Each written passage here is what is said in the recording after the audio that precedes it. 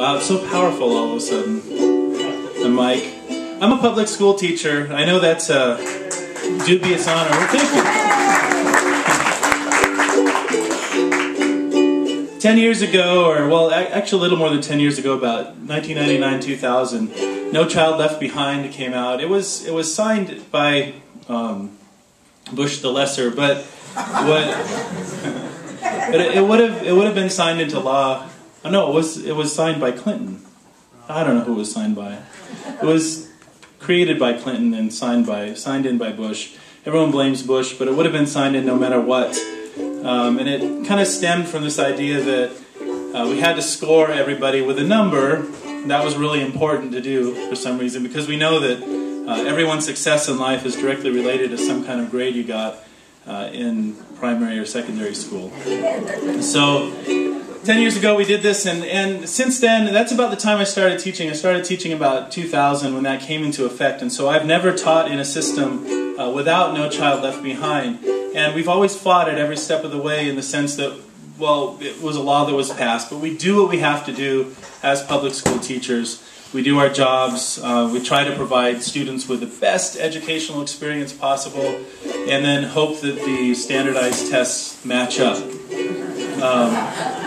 Sometimes they do, sometimes they don't. Sometimes, so we're in the second wave of this kind of thing going on right now, and the new thing is Common Core. It's no different than No Child Left Behind. There's not a single difference between Common Core and No Child Left Behind. There are slightly different standards. They're nationalized standards this time that every state, or almost every state, except for about 5 holdouts, have decided to do. But Common Core cannot be separated from the testing arm. The testing arm in the western United States is called Smarter Balanced Assessment Consortium.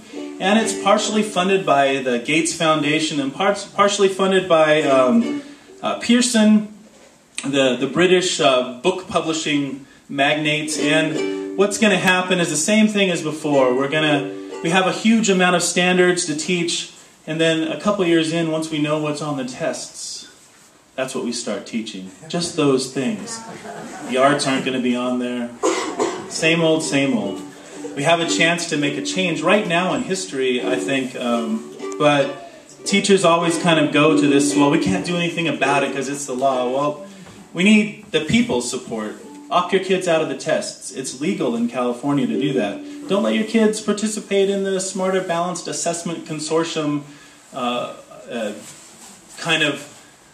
they're the kind of pilot tests that are going on this year. You know, the law was just passed to not do the standardized, the CSTs in their usual way, but instead they're going to be testing your kids and collecting nationwide data in order to kind of fine-tune these almost multiple choice tests. There's some free responses. They say they're not multiple choice tests, but they are. They're the same kinds of things as before. And they're going to bring about the ruin of the public education system. So if you like it, if you like that idea of no public schools, then hey, test away. This is a little thing that happened to me a long time ago. I made the mistake of not signing my 15-year-old, she's now 15, she was second grade at the time, out of the tests. I haven't made that same mistake since. I started signing her out a few years ago. This happened in second grade.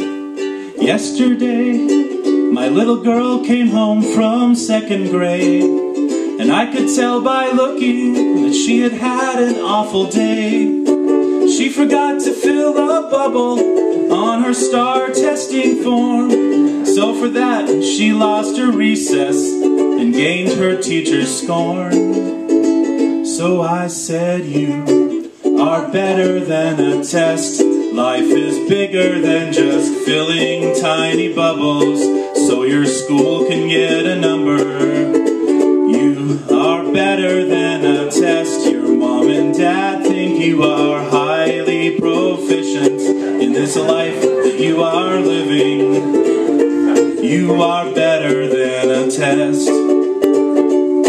Well, filling blanks and bubbles seems to be what grown-ups like to see. It helps us classify you into A, B, C, and D. And if we say you're failing, remember that's just a grade. And the most most important things in life are not these labels we have made, because you are better than a test. Life is bigger than just filling tiny bubbles so your school can get a number. You are better than a test. Your mom and dad think you are highly proficient in this life that you are living. You are better than a test. Well, I'd like to see the governor in this great state of ours sit on his flabby hiney and bubble answers for 12 straight hours. That doesn't really work anymore. That was Arnold Schwarzenegger at the time. Well, I know you'll do your duty. You'll work hard to make us proud. And if your scores come in lower, all it means is your principal's out. You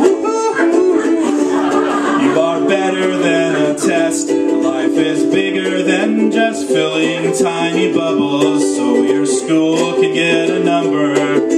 You are better than a test. Your mom and dad think you are highly proficient in this life that you are living. You are better than a test. You are better than a test.